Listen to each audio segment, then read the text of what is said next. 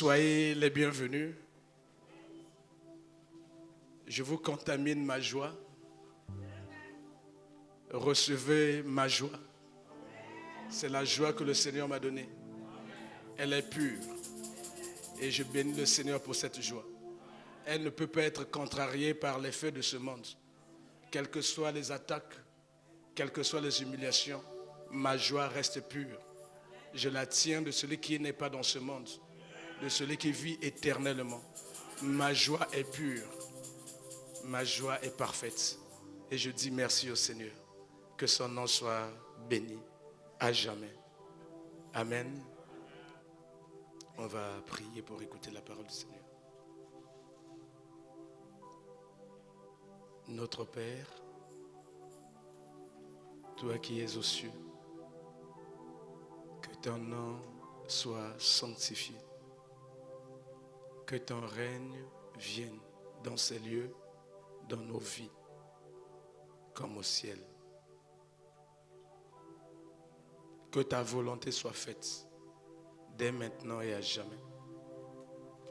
Seigneur, donne-nous aujourd'hui le pain de ce jour. Tu as dit que l'homme ne vivra pas seulement de pain, mais l'homme vit de la parole qui sort de ta bouche. C'est ce pain venu du ciel que nous demandons ce matin. Seigneur, pardonne-nous toutes nos offenses et nous repentons nos âmes. Nous nous repentons devant toi. Nous te demandons infiniment pardon pour tout ce que nous avons eu à faire. Nous n'avons pas été des bons exemples. Nous avons attristé des cœurs. Seigneur, que ces personnes soient consolées. Que ces personnes ne soient plus attristées à cause de nous. Seigneur, j'en prends pour ce qui me concerne l'engagement de ne plus attrister. Pardonne-nous, Seigneur, nos offenses, comme nous pardonnons aussi à ceux qui nous ont offensés, à ceux qui nous font du mal, du tort, à ceux qui nous font couler les larmes dans le secret de nos chambres. Seigneur, nous te demandons de les pardonner, parce que nous avons pris aussi la résolution de les pardonner, Seigneur. Seigneur, ne nous soumets point à la tentation, parce que tu as dit, n'eût été ta grâce, même les élus succomberont à la tentation. Nous sommes des élus et nous savons que le diable est très méchant dans sa façon de tenter de séduire.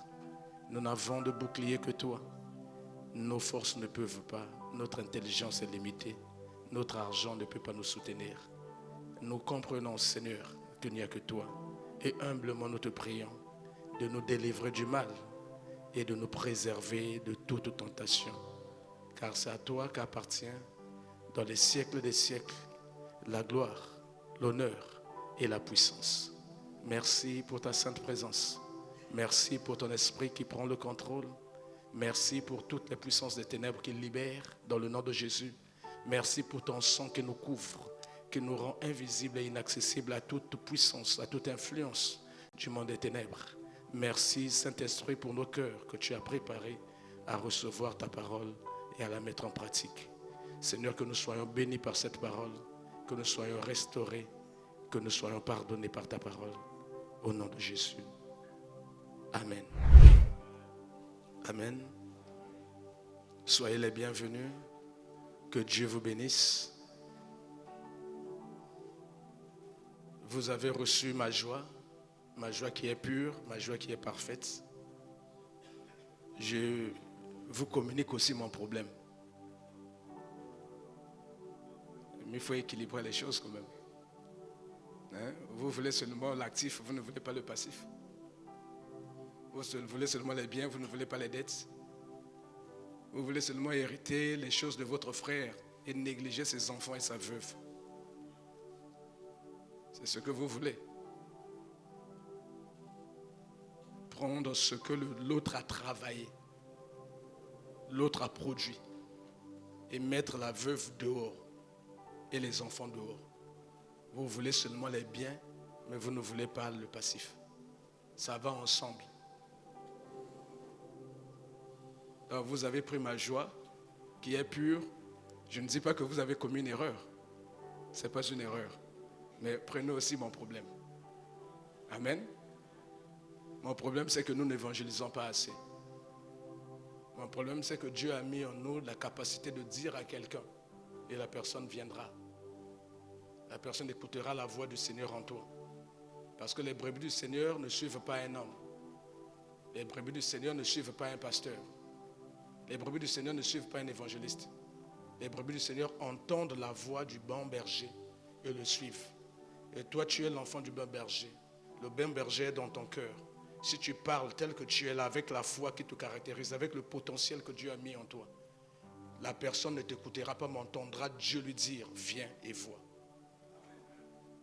Donc ouvre seulement la bouche. Fais le travail auquel Dieu nous a appelés tous. Évangéliser. Imaginez un peu que nous ayons une salle 2 fois celle-ci. Regardez dehors, il y a encore des chaises vides. C'est de notre responsabilité. Ce n'est pas quelqu'un du dehors qui viendra le faire à notre place. Le Seigneur est en train de le faire à sa manière. Il est en train d'envoyer le vent. Et le vent est en train d'envoyer les gens ici. Mais n'attendons pas que le vent fasse le travail. Ça sera notre honte. Parce que ce travail n'a pas été demandé au vent. Le Seigneur a dit, allez, faites de toutes les nations mes disciples. Il a dit, allez.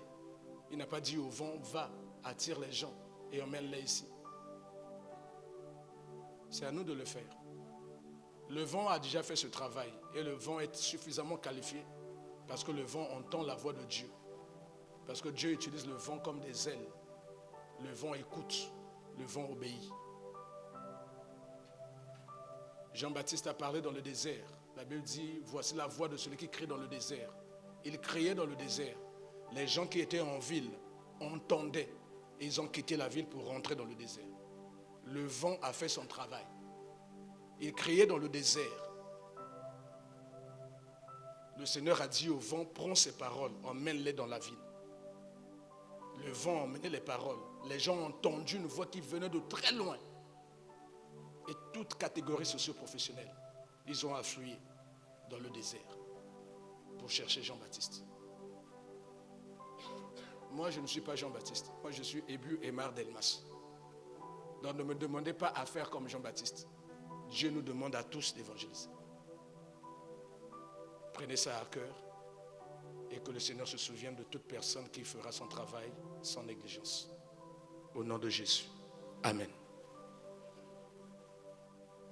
Le dimanche dernier, le Seigneur a entendu nos cris. Parce qu'avant ce dimanche, 12 jours durant, nous avons crié à Dieu. Nous avons prié dans une attitude d'humiliation de nos âmes et de nos corps. Parce que nous étions en jeûne. Nous avons crié à Dieu pour nos vies. Parce que nos vies sont bloquées. Et nous avons conscience qu'il y a des domaines entiers de nos vies ou de nos maisons, de nos familles, qui ne marchent pas comme nous le souhaitons. Et qui ne marchent pas comme Dieu l'aurait voulu. Nous avons crié à Dieu en faveur de nos familles. Parce que nous sommes conscients que dans nos familles, il y a des choses qui ne marchent pas. Le Seigneur a entendu notre cri. Le Seigneur a dit que j'avais 2 petites choses à régler avec vous. Il est venu les régler le dimanche dernier. Il nous a dit que vous ne pouvez pas rentrer dans ma gloire. Vous ne pouvez pas faire la mission de délivrer vos familles en ayant la peur dans le cœur et en se sous-estimant. Le Seigneur nous a dit qu'on peut comprendre que quelqu'un nous sous-estime parce qu'il ne connaît pas notre lendemain. À cause de la bison à péter. Il nous prend pour des chiens parce que Dieu ne lui a pas montré ce que nous sommes. Il y a des gens, si Dieu leur ouvre les yeux et voit ce que nous serons demain, ces personnes-là viendront dormir à nos vérandas. Ils chercheront notre amitié, chercheront notre relation. Il dira, mieux vaut être connu maintenant que d'attendre ces jours-là. Mais comme ils ne voient pas, ils nous prennent pour des idiots, des imbéciles, des prieurs, des affamés. Ils vont prier Dieu parce qu'ils ont faim. Ce sont des pauvres. Ils n'ont rien à faire. D'ailleurs, ce sont des paresseux. Ils passent leur temps à prier. Ils ne veulent pas travailler. Voici ce qu'ils pensent de nous.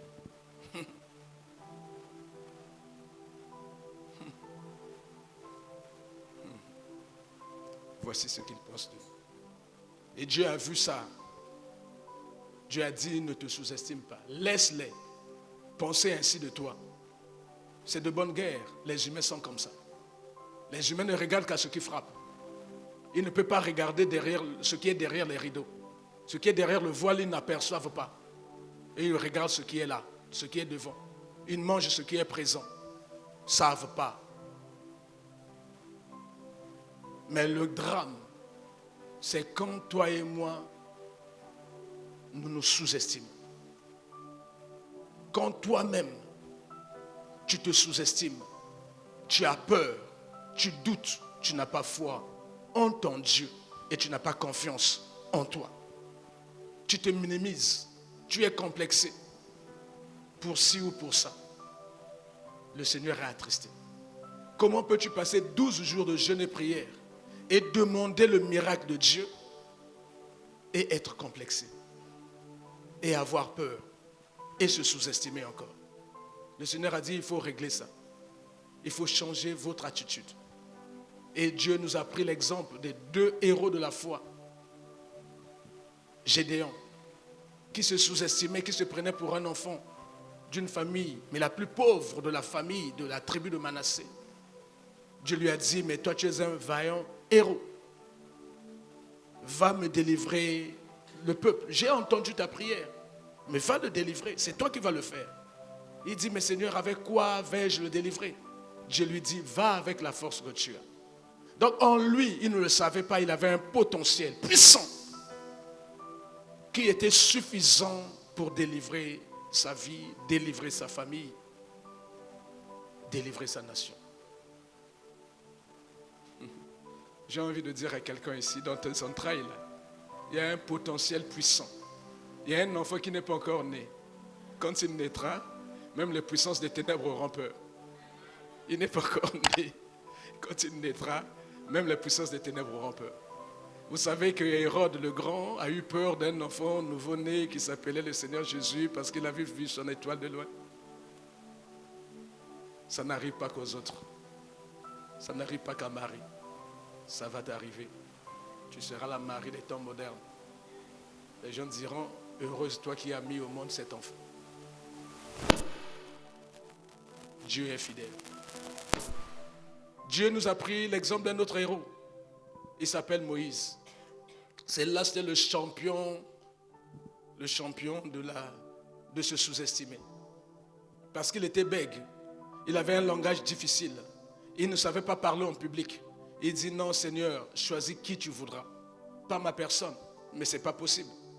En filigrane, on lisait un train dans son cœur, la peur. Parce qu'on lui avait dit que la mission c'est vers Pharaon. Donc lui il a combiné la peur avec ses insuffisances physiques. Et Dieu lui a dit, mais qui a fait la bouche? Qui donne à parler aux gens? Et Dieu était obligé de lui faire une démonstration du potentiel que lui il avait. Pas quelque chose que Dieu a pris chez un voisin. Pas quelque chose qui était extérieur à lui. Quelque chose qu'il tenait dans sa main. Dieu a utilisé cette chose pour lui dire, voici avec ça, c'est largement suffisant pour que tu puisses opérer des miracles. Et Dieu lui a dit, tu tiens quoi dans ta main? Un bâton. Il a jeté, le bâton se transformant en serpent. Il a pris conscience que son bâton pouvait se transformer en serpent. C'était son bâton. C'est lui-même qui l'avait coupé d'un arbre. Ce n'est pas quelqu'un qui le lui avait donné. Ce n'est pas Dieu qui lui avait donné ce bâton. C'est son bâton. Mais il se rendit compte qu'avec la foi en Dieu et l'obéissance à la mission que Dieu pouvait lui confier, il pouvait opérer les miracles. Dieu lui dit, mais prends ta main, mets dans ton sein. Quand il retire la main était couverte de la malédiction, de la lèpre. Et il a remis. Il se rendit compte qu'il avait la capacité d'opérer les miracles. Que même si quelqu'un était condamné, il était capable d'enlever la condamnation parce qu'il avait enlevé la lèpre de sa main. Il se rendit compte et il a accepté la mission. Le Seigneur nous a dit de demander pardon. Toute la semaine, nous avons demandé pardon parce que nous nous sommes longtemps sous-estimés, parce que nous avons eu peur. Et nous avons demandé à Dieu de nous révéler le potentiel qu'il avait mis en nous. Parce que sans révélation, le peuple est sans frein, me dit la Bible. Et nous avons demandé à Dieu de nous ouvrir les yeux pour comprendre quelle est la mission qu'il nous a donnée. Parce qu'il n'est pas question d'aller faire une mission à laquelle Dieu ne t'a pas appelé. Et c'est même l'objet de ce que Dieu veut nous dire aujourd'hui. Frères, si vous pouvez nous envoyer le thème.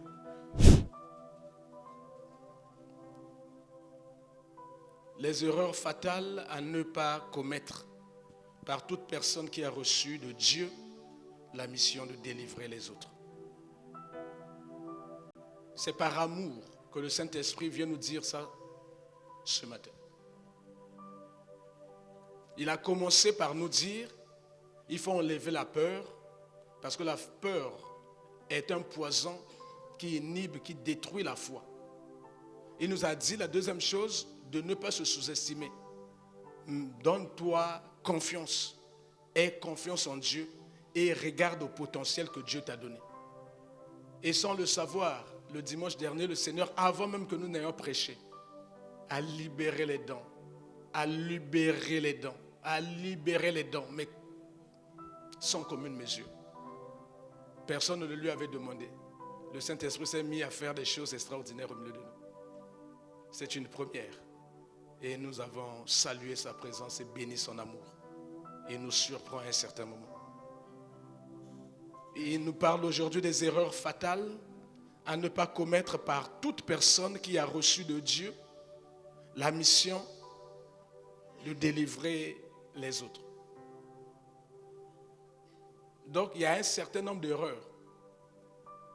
Quand tu reçois la mission, comme nous, peut-être que d'autres n'ont pas encore conscience, peut-être que Dieu n'a pas encore dit, mais sachez que parmi nous ici, il y a ceux qui seront des Moïse de leur famille. Dieu ne ment pas. Tu seras le Moïse de ta famille. Parmi nous ici, il y aura des gens qui vont faire rentrer leur famille dans la gloire. Comme la famille de David. C'est une famille de bergers. Mais elle est rentrée dans la gloire. Si vous lisez la Bible, le gouvernement de Moïse, de David, mais c'était ses frères, c'était ses cousins. Il a fait rentrer sa famille dans la gloire. Ses fils étaient avec qualité de ministre, de conseiller spécial. Ses fils, avec qualité de ministre conseiller spéciaux. Ses fils. Ils sont rentrés dans la gloire. Parce qu'un a été choisi. Et Dieu aussi va te choisir. Ne te minimise pas. Ne regarde pas ce que tu es aujourd'hui. Regarde ce que Dieu t'a dit. Et aie confiance en lui. Parce que lui qui t'a fait la promesse, il demeure fidèle. Les erreurs fatales. Nous parlons d'erreurs. Lorsqu'une personne se trompe dans son appréciation d'un problème ou d'un fait. C'est-à-dire, il y a erreur quand tu te trompes. Quand tu apprécies quelque chose, tu t'es trompé dans ta façon d'apprécier, de juger la chose. C'était blanc, mais toi tu as dit noir. On dit non, tu as commis une erreur. Mais cette erreur devient fatale quand elle peut conduire à la mort. Parce que toutes les erreurs ne sont pas fatales. Mais une erreur devient fatale quand elle peut te conduire à des catastrophes. Une erreur devient fatale quand elle peut te conduire à la ruine. Par exemple, tu es un homme d'affaires, tu vas placer de l'argent là où il ne fallait pas placer. Tu viens de commettre une erreur, mais cette erreur va te ruiner. Ça devient fatal pour ta vie. Par exemple, mais tu vas te marier avec un homme qui est occultiste. Pourtant, c'est un mariage, mais tu viens de commettre une erreur. Ou avec une femme qui est sorcière. C'est une erreur. Mais elle va devenir fatale dans ta vie. Parce que cet homme ou cette femme voudra te détruire. Donc, dans un premier temps, parce que tu as manqué de jugeote. Parce que tu as mal apprécié la chose. On dit, il a commis une erreur. Mais l'erreur peut devenir nétale, fatale, tragique. Parce qu'elle va t'emmener à la destruction. Et c'est ce que le Seigneur veut nous éviter. Parce que la mission que le Seigneur nous a donnée est une mission difficile. Cette mission peut conduire à la mort. Cette mission consiste à rentrer dans le camp, dans la maison d'un homme fort, à prendre ce que cet homme fort a gardé dans sa maison et à sortir avec. On ne te dit pas que tu rentres dans la maison d'un monsieur faible. On te dit que la mission consiste, pour ce qui est de Moïse, elle consistait à rentrer dans la maison de Pharaon, l'Égypte, et à venir prendre de force le peuple qui servait Pharaon. Ce peuple était dans la servitude. C'était une main-d'œuvre gratuite. Et Pharaon s'en servait pour bâtir ses villes. Et du jour au lendemain, il te fallait te nourrir de courage, venir dire à Pharaon, à compter d'aujourd'hui, tu n'auras plus de main-d'œuvre. Il faut chercher d'autres personnes que tu vas commencer à payer. Moi, je prends mon peuple, je sors avec. Pharaon est un homme fort dans l'Égypte. Pharaon est à l'image du diable. L'Égypte est à l'image du monde des ténèbres. Les Égyptiens sont à l'image des démons, des puissances des ténèbres, des esprits méchants, des sorciers. Donc tu es en train de dire, ou le Seigneur est en train de nous dire, attention, la mission à laquelle j'ai appelé Moïse, cette mission que vous avez accepté de faire, par amour pour les gens de vos maisons, par amour pour les gens de vos familles, cette mission est spirituelle. Elle n'est pas physique. Elle consiste, frère, envoyez-nous dans le livre de Marc.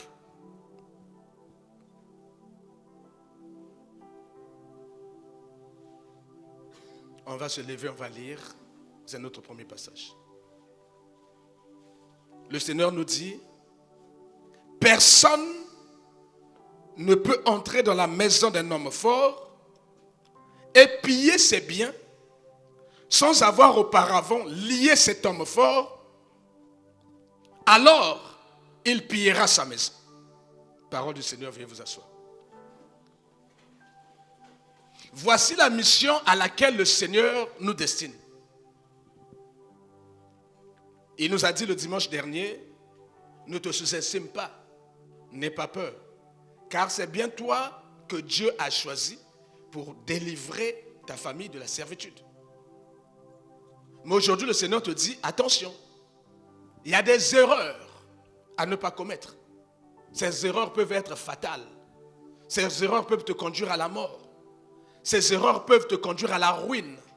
Ces erreurs peuvent te conduire à la tragédie. Pour toi-même, même pour les gens de ta maison. Parce que tu es allé combattre un homme fort, mais tu ne t'es pas assuré des forces en place.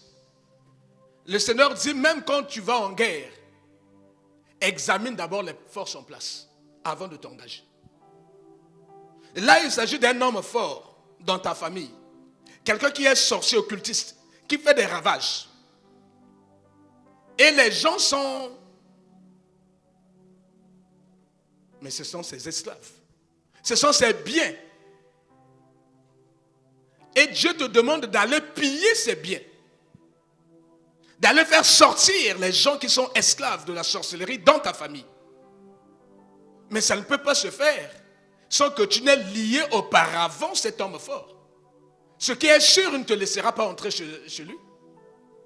Il ne te laissera pas toucher à ce qui est à lui. Et sans représailles. Voilà pourquoi le Seigneur dit que c'est dangereux. Et c'est même suicidaire d'aller dans une telle mission sans en avoir reçu l'accréditation de Dieu. Parce que même pour nous qui sommes dans les administrations, quand tu vas en mission, ton autorité, ton chef, ta direction doit faire ce qu'on appelle un ordre de mission. Où on te dit, monsieur un tel va en mission dans telle localité pour tant de jours, on met l'objet de la mission. Il va pour faire ceci. Et on dit qu'il va voyager avec tel moyen de transport. Après, on dit que cette dépense-là est prise dans le budget de la société ou dans le budget de l'État. Après, en bas du bas, on demande à toutes les autorités des frontières de faire passer monsieur. Donc, on prend date. Si jamais il y a quelque chose qui arrive à cette personne, à l'étranger, on prend date. On sait qu'il avait une autorisation, un ordre de mission. Donc tu ne peux pas te mettre en mission par une auto-saisine. Tu t'auto-saisis. Tu dis non, bon, moi, vu, je vais maintenant délivrer ma famille. Mais qui t'en a donné l'ordre? Qui t'a mis en mission? Parce qu'il s'agit d'aller affronter l'homme fort. Il ne s'agit pas d'aller se congratuler. Ce n'est pas la guerre avec des jeux vidéo. C'est une guerre pire que la guerre physique. C'est une guerre spirituelle. Et quand on va en guerre, il y a des blessés, il y a des morts, il y a des estropiés, il y a des gens qui reviennent bornes. Et il y a des dégâts collatéraux. Donc toi, tu te mets en guerre. Tu t'auto-saisis. C'est ce que le Seigneur nous a donné comme sous-thème. Le Seigneur permettra que nous ayons à regarder ce thème sous plusieurs angles. Donc aujourd'hui, la première erreur, c'est le premier sous-thème que le Seigneur nous donne. Si vous pouvez nous donner ce sous-thème. Merci. Confondre ses émotions avec la vision de Dieu. Confondre ses émotions avec la mission de Dieu.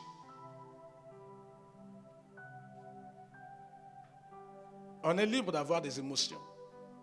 On est libre d'avoir des sentiments, même les bons sentiments qui soient, envers autrui. On est libre d'aider, on est libre de soutenir. Mais il y a des soutiens qui peuvent t'emmener des complications dans la vie. Il y a des aides qui peuvent t'emmener la mort dans la maison. Entendons-nous bien. Entendons-nous bien. Le Seigneur m'a dit de mettre ce bémol. Le Saint-Esprit ne nous enseigne pas à devenir méfiants. Le Saint-Esprit ne nous enseigne pas à devenir égoïstes. Le Saint-Esprit ne nous enseigne pas à devenir insensibles aux difficultés des autres. Frère, envoyez le livre de Jacques pour que le bémol soit bien compris. Le Seigneur dit, celui donc qui sait faire le bien, mais qui ne le fait pas, commet un péché. Que les choses soient claires. Ce n'est pas de ce bien-là qu'il s'agit. Parce qu'au quotidien, le Seigneur nous demande, si nous en avons la capacité, les moyens, de faire du bien. Au quotidien, chaque jour. Parce qu'il va même nous juger à cause de cela. Il dira que j'avais faim, mais tu ne m'avais pas donné à manger. J'étais nu, tu ne m'avais pas vêtu. J'étais malade, tu ne m'avais pas rendu visite. Donc il va te juger par rapport à la façon dont tu as fait du bien sur terre. Pas par rapport à la façon dont tu as guéri les malades, tu as ouvert les yeux des aveugles, tu as ressuscité les morts. Non, non, non. Parce que même d'autres viendront dire que non, moi j'ai prêché en ton nom. Moi j'ai réveillé les morts en ton nom. Il dira, je ne vous ai pas connu. Mais lui, il préfère ceux qui ont fait du bien. Mais il y a un type de bien qui s'apparente à aller détacher quelqu'un des liens de la servitude. Ce bien-là est dangereux. Ce bien ne peut être fait qu'avec le Seigneur. Je répète. Il y a un type de bien qui s'apparente à aller délivrer quelqu'un de la maison d'un homme fort. Ce bien-là est dangereux. Ce bien-là peut attirer des conséquences multiples et variées dans ta vie. Ce bien-là peut devenir fatal, comme on l'a dit, pour ta vie, même pour ta maison. Ce bien ne peut être fait qu'avec Dieu, sur l'orientation de Dieu par rapport à l'ordre de mission que le Seigneur t'a donné. Le Seigneur parle à quelqu'un. Donc le Seigneur ne nous interdit pas de faire du bien, au contraire. Il nous engage tous à faire le bien. Mais il nous demande d'avoir le discernement. Pour ne pas faire le bien, comme on dit en lingala, ngulu ngulu. Pour ne pas faire le bien, pour être apprécié, acclamé et dire, sans lui, je serai mort. Pour ne pas faire le bien où tu vas prendre la place de Dieu. Pour ne pas faire le bien sans Dieu, en allant provoquer les abeilles. En allant mettre ton nez dans un essaim d'abeilles. En décembre, à Kokufa. Azo belaka, yo ina balar na yo sombele bordonnance. Aekobika. Dieu est fidèle. Mais les gens vont dire, c'est à cause de son argent. On va voir. Pourtant, tu as fait du bien. C'est exactement ce que le Seigneur nous demandait. J'étais malade à l'hôpital, mais tu ne m'as pas rendu visite. Mais pour une fois, tu rends visite et ça te crée des problèmes. Pourtant, tu penses avoir fait la volonté de Dieu. L'amour s'arrête là où il y a la révélation. Le Seigneur parle à quelqu'un. Le principe de Dieu, c'est l'amour. L'exception, c'est la révélation. Quiconque veut manifester l'amour au-delà de la révélation ou de l'interdiction donnée par Dieu, clairement, est tenté de tenter l'Éternel. Le Seigneur va le livrer. Tu ne peux pas aimer plus que Dieu. C'est Dieu qui nous a aimés le premier. Si Dieu dit, cette personne-là ne l'aide pas, que veut ton amour? Pour aller donner ton argent, pour aller faire tes prières, que vaut ton amour?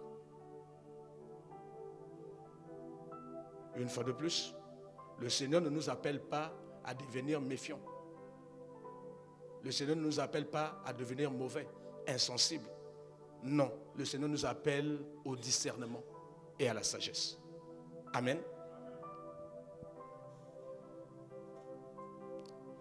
Parce que les ennemis que nous combattons, nous dit le livre d'Éphésiens 6, ne sont pas physiques, sont spirituels. Toi, tu peux venir faire le bien physiquement, mais alors que le combat dans lequel tu es en train de rentrer est spirituel. Toi, tu viens aider quelqu'un physiquement, alors que cette personne a une fatwa, a un décret de mort qui pèse sur cette personne. Donc, quand tu viens faire le bien, tu t'attaques non pas à cette personne, mais tu t'attaques à ceux qui ont fait ce décret de mort sur sa tête. Et souvent, ça peut t'attirer des ennuis. C'est exactement ce qui est arrivé à Moïse. Avant que le Seigneur ne l'appelât à la mission de la délivrance. Il s'était auto-saisi. Parce qu'il avait des bons sentiments pour les autres. Parce que ses émotions, ses sentiments portaient vers le bien. Il ne supporte pas ceux qui souffrent. Il ne supporte pas l'injustice. Il ne supporte pas de voir l'autre manquer. Donc lui, il est prompt à venir en aide. Il est prompt à aider. Il est prompt à faire du bien. Mais en ce temps-là, il n'avait pas cherché l'orientation de Dieu. En ce temps-là, il n'avait pas cherché la mission de Dieu. Il s'est mis à faire le bien et il a déclenché une guerre spirituelle avec les puissances des ténèbres. Nous le découvrons dans le livre d'Exode. Exode 2, du verset 11 au verset 15. Je lis dans le nom du Seigneur Jésus. En ce temps-là, Moïse, devenu grand, se rendit vers ses frères et fut témoin de leurs pénibles travaux. Il vit un Égyptien qui frappait un Hébreu d'entre ses frères. Il regarda de côté et d'autre. Et, voyant qu'il n'y avait personne, il tua l'Égyptien et le cacha dans le sable. Il sortit le jour suivant. Et voici, 2 Hébreux se querellaient. Il dit à celui qui avait tort, pourquoi frappes-tu ton prochain?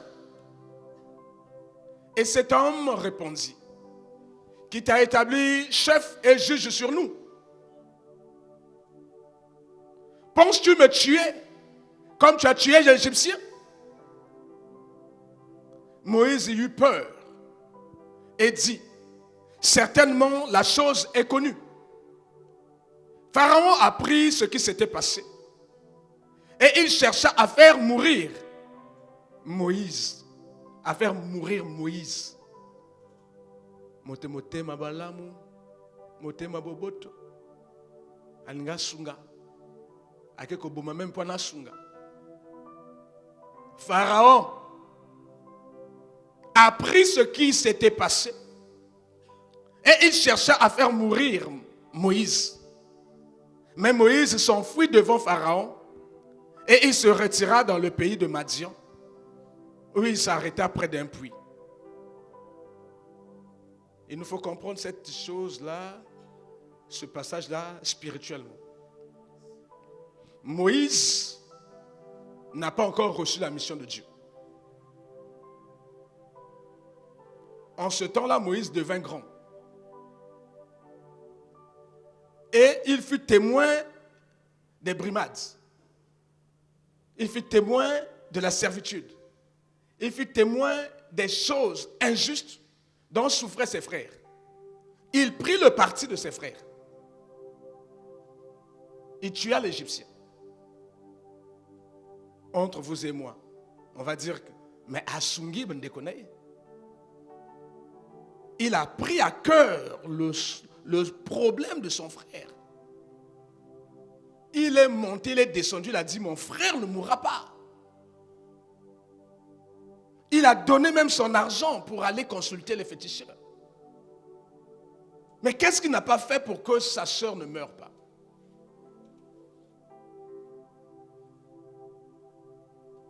Le lendemain, il sort. Il revoit les mêmes personnes. Mais ceux de son peuple sont les Égyptiens. Ceux-là le boudent, le rejettent. La chose est même connue de Pharaon. Moïse n'avait pas d'autre choix que de fuir. Qu'est-ce que le Seigneur veut nous dire au travers de ce texte? Moïse a-t-il mal fait? Mais le bien que Moïse a fait est allé provoquer les Égyptiens.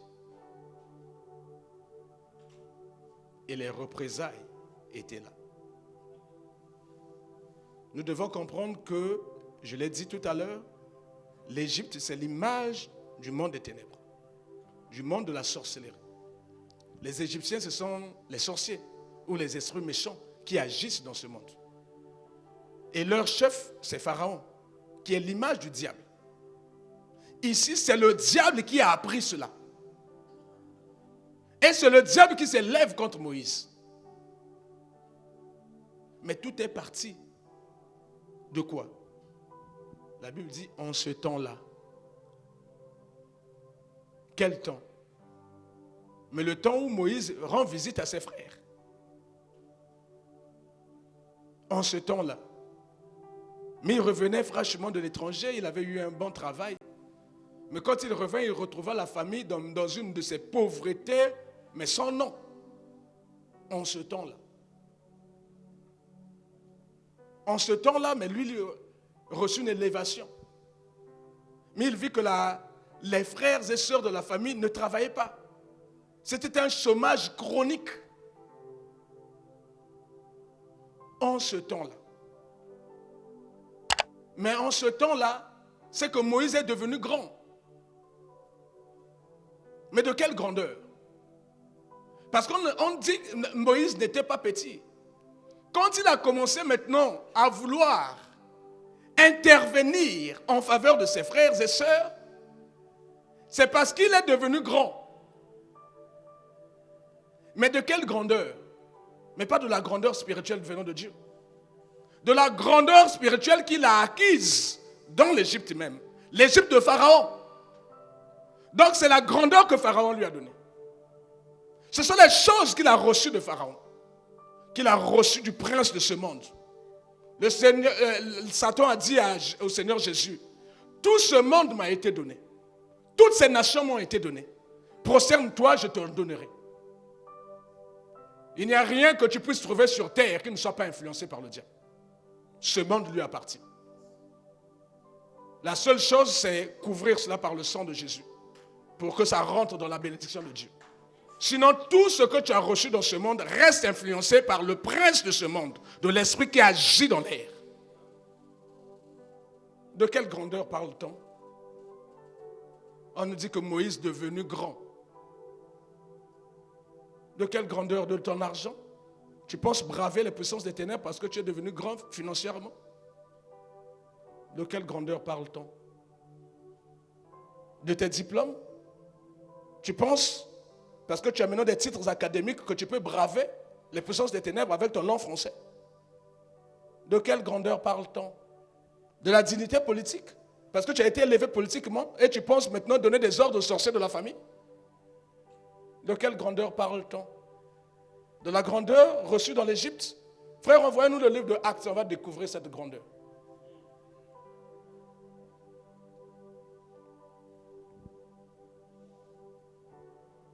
Moïse devenu grand. De quelle grandeur? Le livre de Actes 7, 22 nous dit, Moïse fut instruit dans toute la sagesse des Égyptiens. Il était puissant en parole et en œuvre. Il a reçu la grandeur de quoi? De qui? D'où? Il a été instruit dans toute la sagesse des Égyptiens. C'est grâce à l'argent des Égyptiens que tu es devenu riche. C'est grâce à l'école des Égyptiens que tu es devenu grand. Il est devenu puissant en parole et en œuvre, mais avec la sagesse des Égyptiens, avec les choses que le monde lui a données. Et penses-tu combattre le monde avec les armes que le monde te donne? Penses-tu combattre le diable avec les armes que le diable te donne? Penses-tu combattre la sorcellerie dans ta famille avec ton argent? Penses-tu combattre la sorcellerie dans ta famille avec tes titres et dignités dans ce monde? Moïse devenu grand. De quelle grandeur parlons-nous? Mon frère, épée ça y peleke c'était. Mbonge épée ça y peleke c'était. Ma diplôme épée ça y qui peleke c'était. Élévation épée ça y qui peleke c'était. Tu ne peux pas aller te battre contre la puissance des ténèbres avec ces choses. Ça, c'est de la grandeur reçue de Pharaon. Et Pharaon va te détruire avec ces choses-là.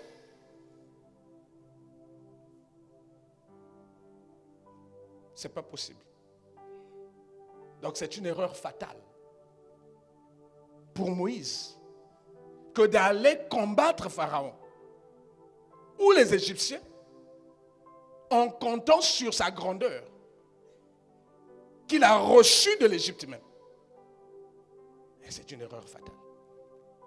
Et déjà, au demeurant, il n'avait pas reçu d'instruction pour Dieu. Il n'avait pas reçu l'ordre de mission de Dieu. Il est allé parce qu'il est devenu grand. Il est allé parce que ses émotions, ses sentiments, son élan de cœur, son amour, sa générosité le poussent, le pressent à vouloir aider, à soutenir et à sortir les autres de l'enfer. Mais sans en avoir reçu l'accréditation de Dieu, l'ordre de mission de Dieu. Et il y va malgré cela, avec les moyens de ce monde, la grandeur qu'il a reçue en étant prince d'Égypte.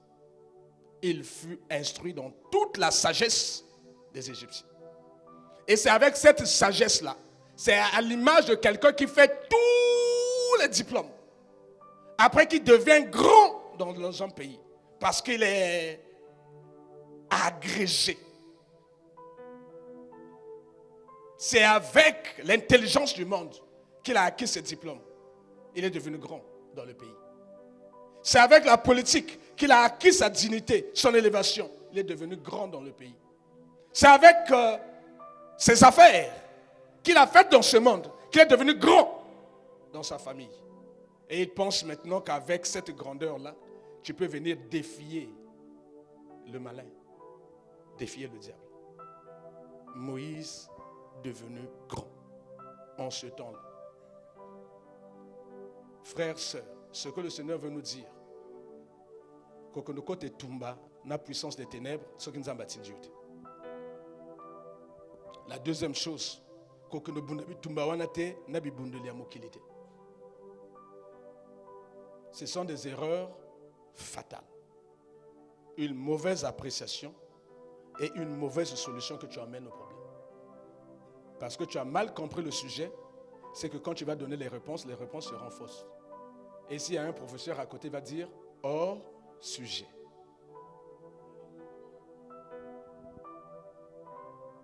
Tu emmènes les solutions physiques dans un combat spirituel. Tu es hors sujet.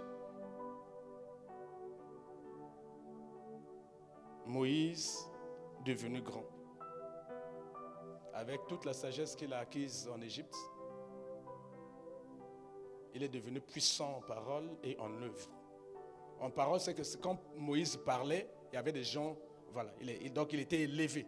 Donc quand il parlait, il était devenu grand. Quand il parle, les gens tremblent, les gens Amokunzi. En œuvre sont les ouvrages, les biens matériels, l'argent. Il était puissant à la fois dans la parole, parce qu'il était autorité, il était aussi puissant dans Bissaleli. Donc il devait avoir beaucoup de biens, beaucoup de richesses. Il était devenu grand en parole et en œuvre. Imaginez un homme politique puissant dans le pays et qui a beaucoup d'argent. Donc on va dire que c'était un grand.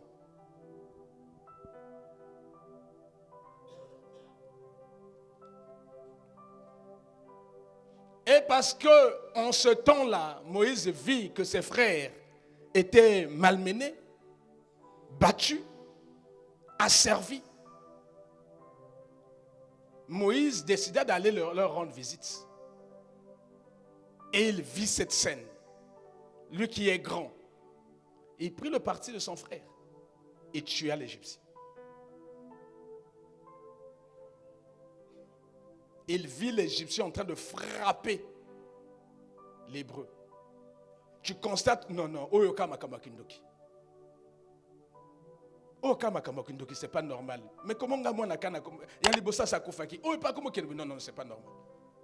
La sœur vient te dire aussi, non, Yaya, c'est que Koto Touti, le bien Noken Tels.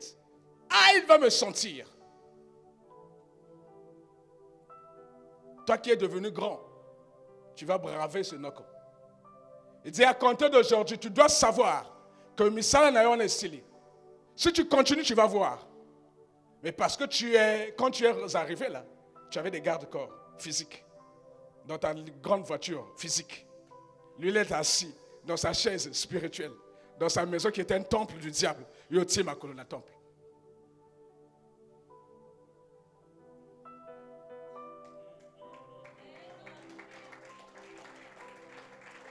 Tu es venu dans l'hôtel du diable, chez lui, le défier.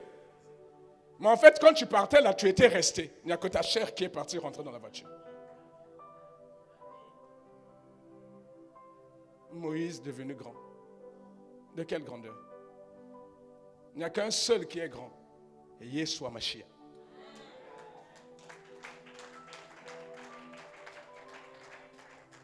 Et Moïse devant Jésus est un serviteur. Veux-tu faire comme le serviteur ou faire comme le maître? À toi de voir. Parce que le serviteur sait travailler avec les biens matériels. Il est devenu grand dans ce monde, il voulait manifester cela. Jésus est devenu grand au ciel parce que son Père l'a souverainement élevé et lui a donné un nom qui est au-dessus de tous les noms. Ça ne se passe pas sur terre, ça se passe au ciel. Le serviteur a accepté la sagesse de Pharaon, les biens de Pharaon, la grandeur de Pharaon. Mais le maître a refusé l'approche du diable à la tentation. Il lui dit, adore-moi, je te donnerai tout ça. Lui dit, il n'est écrit, tu n'adoreras que le Seigneur Dieu seul. Il a refusé la grandeur du monde. Veux-tu faire comme le maître ou veux-tu faire comme le serviteur? Moïse est serviteur de la maison de Dieu. À toi de voir.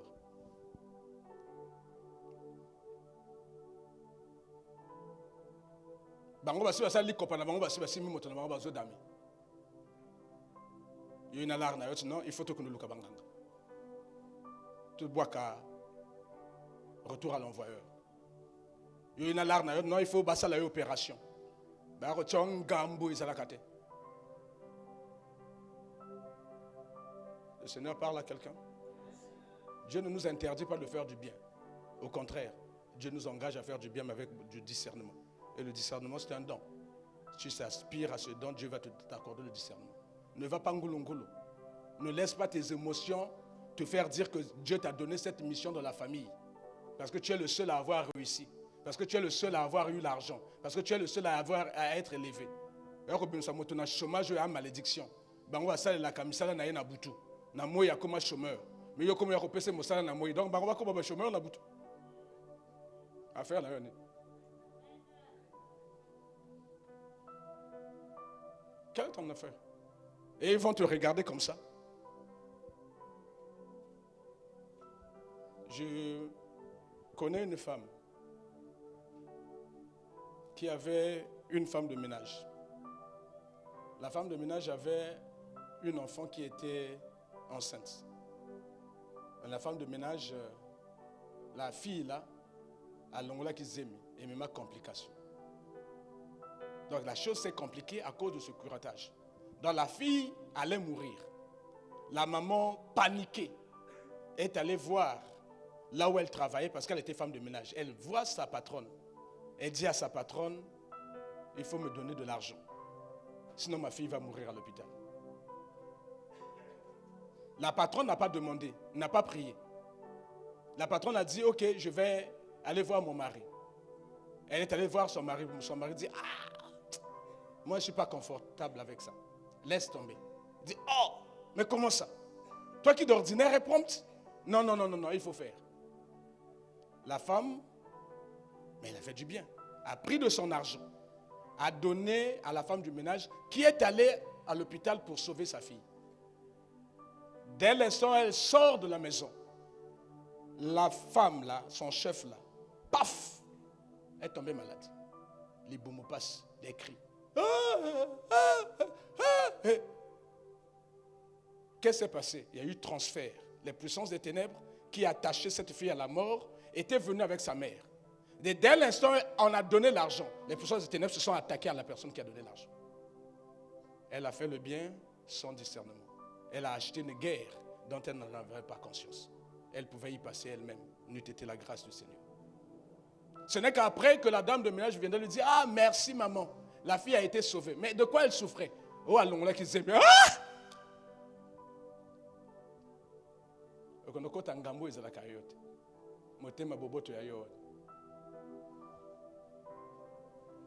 Le Seigneur ne nous engage pas à faire le mal. Dieu veut que nous soyons sensibles aux problèmes des autres. Parce qu'il dit que j'étais malade, tu ne m'as pas rendu visite. J'avais faim, tu ne m'as pas donné à manger. J'étais nu, tu ne m'as pas donné à me vêtir. Faisons attention.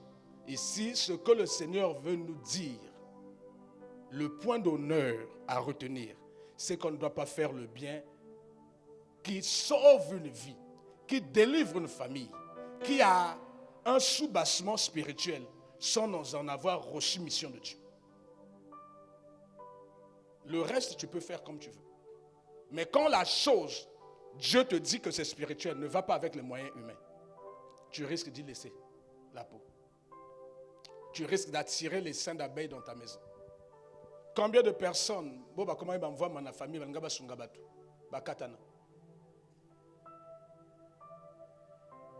combien? Ils ont commencé à soutenir tout le monde dans la famille. Neveux, nièces, katana. D'autres sont morts. D'autres sont devenus hémiplégiques, AVC. D'autres ont perdu les opportunités, d'autres ont perdu les emplois. Banane basali bango bongo. Continuons à lire.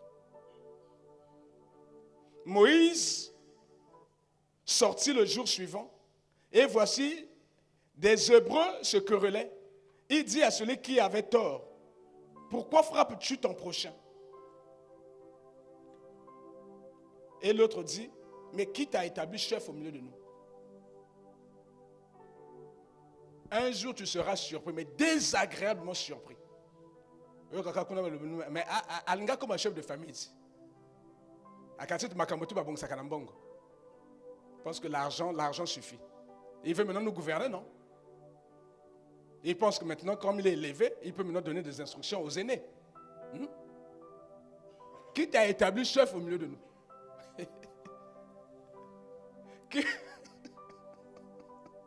Les gens sont méchants quand même. Il les trouve en train de se quereller. Donc, ce que le Seigneur m'a mis à l'esprit, il dit, tu as vu, non?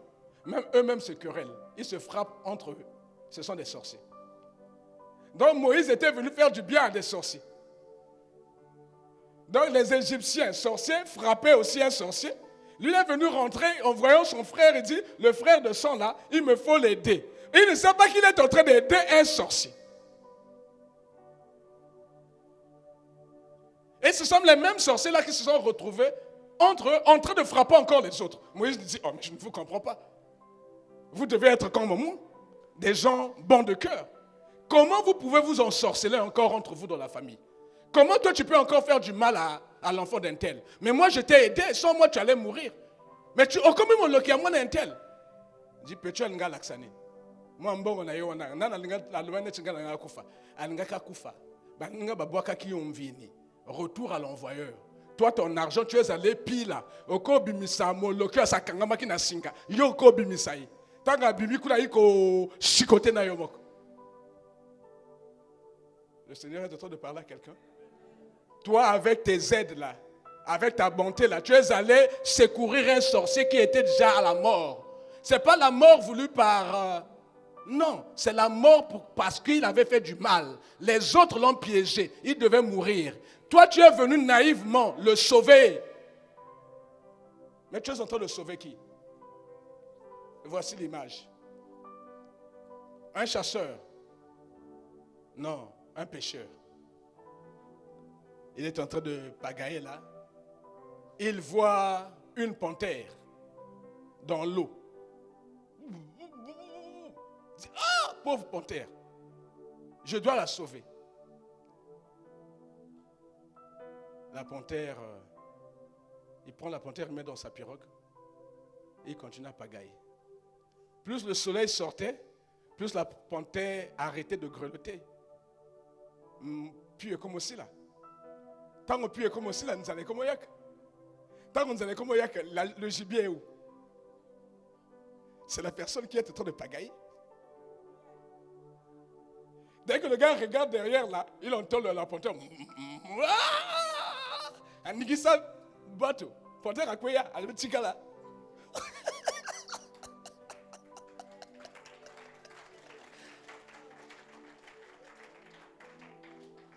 Mais là encore, il a eu le réflexe de le faire tomber dans l'eau. Mais s'il s'était pris en retard, il serait devenu la proie, la victime de la personne que lui l'a aidé à sauver. Tu as sauvé qui t'a demandé de le sauver. C'est Dieu.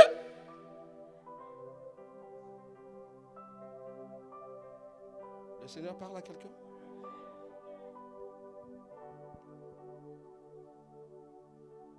Moïse était attristé. Il dit, mais ce n'est pas possible. C'est comme ça que vous me remboursez. Ça, c'est la monnaie, le change que vous me faites. Moi, j'ai tout fait pour vos enfants. Et vous me bouffez un enfant.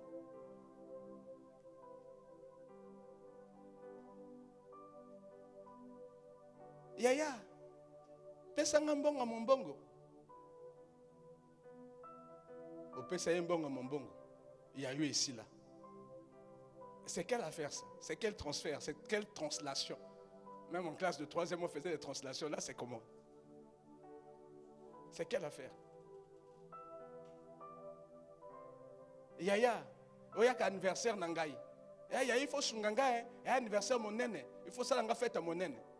Donc comme ça, yaya mobile no abutu. C'est quelle affaire? Et avec ton argent là, tu vas organiser l'anniversaire de ta soeur. Toi, physiquement, tu fais l'anniversaire de la soeur. Spirituellement, tu es son mari. Donc, quand elle te voit à l'anniversaire, là, mobile aïe. T'as ce que l'on dit à Tango Monimo Sinayo, à Kangi frère. ton argent sert à fêter l'anniversaire de celle qui est ta femme spirituelle. Comment les choses vont marcher dans ton foyer? Qui t'a dit?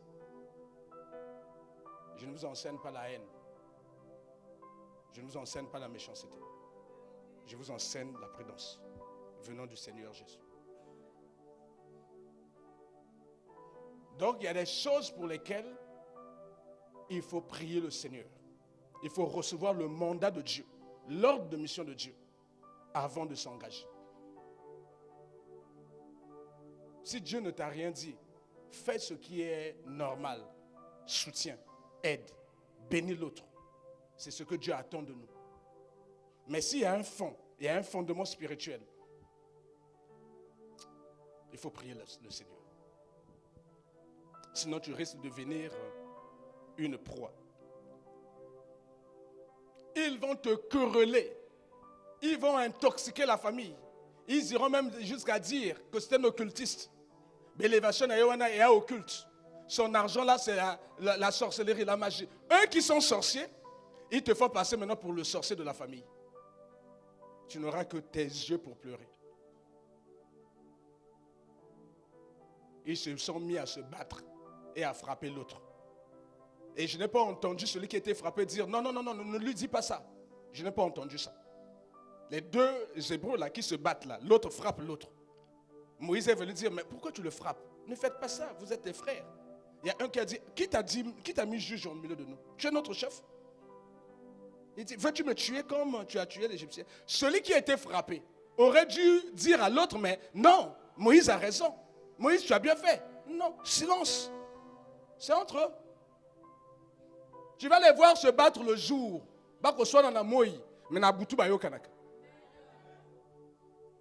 Donc tu vas aller rentrer dans leur bagarre le jour. L'objectif c'est de te pousser à la colère. Tu vas ouvrir les portes. Les deux là viendront la nuit rentrer chez toi. Donc ça leur fait.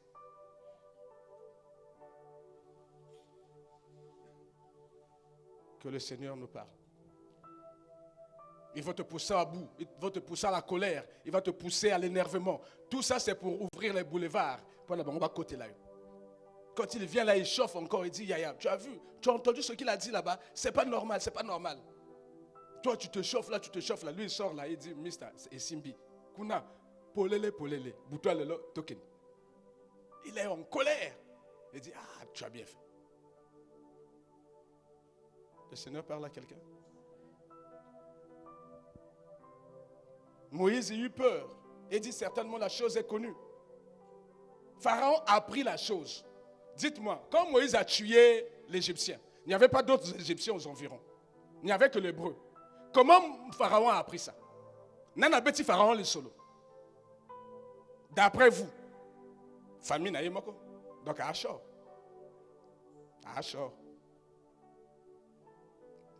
Pharaon a appris ça de qui? Qui a donné l'information à Pharaon que Moïse a tué un Égyptien? Si ce n'est un Hébreu, un de ses frères. Si ce n'est celui que lui l'a sauvé, parce qu'il y avait un Hébreu et un Égyptien. L'Égyptien est mort. Il a sauvé qui? Un Hébreu, mais il a sauvé un sorcier. C'est le sorcier qui a donné l'information à leur chef, à Pharaon. Et Moïse comprit que sa vie était en danger. Il fuit. Mais plusieurs n'ont pas eu le temps de fuir. Ils sont morts. Plusieurs n'ont pas eu le temps de fuir. Ils sont devenus hémiplégiques, paralysés. Plusieurs n'ont pas eu le temps de fuir. Leur foyer a été cassé. Parce que babako lula libala nayo. Yo bilambo bako pe sanandeko. Ah y a na pauvreté moko. Il faut tout sungaye. Ojo bilamba njoto zo pesa yi. Alata bilamba yo tikala bulumbuti. Libala bimati.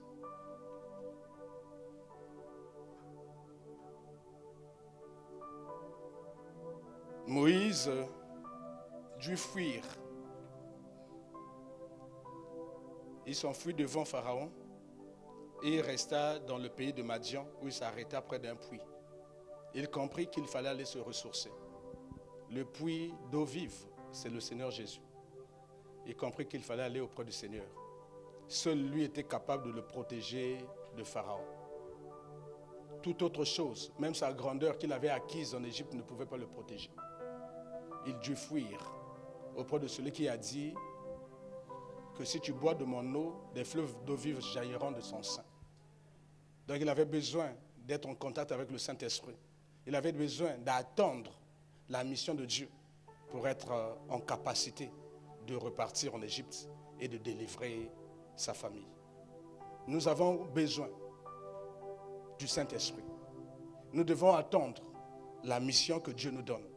Nous devons attendre l'équipement, la capacité, le potentiel de Dieu, la révélation de Dieu.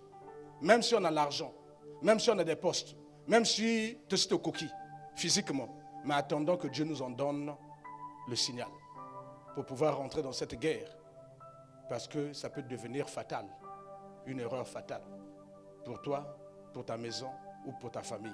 Que Dieu vous bénisse.